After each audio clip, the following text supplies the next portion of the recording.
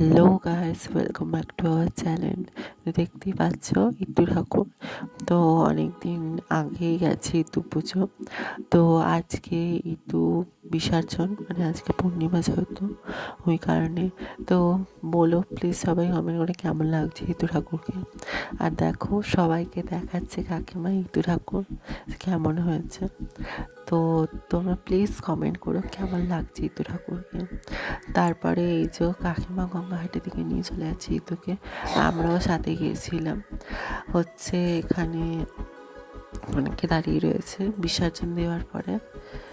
তো এই যে এখানে আরও অনেকে দিয়ে দাঁড়িয়ে রয়েছে গঙ্গাহাটে, ওরা দিচ্ছে।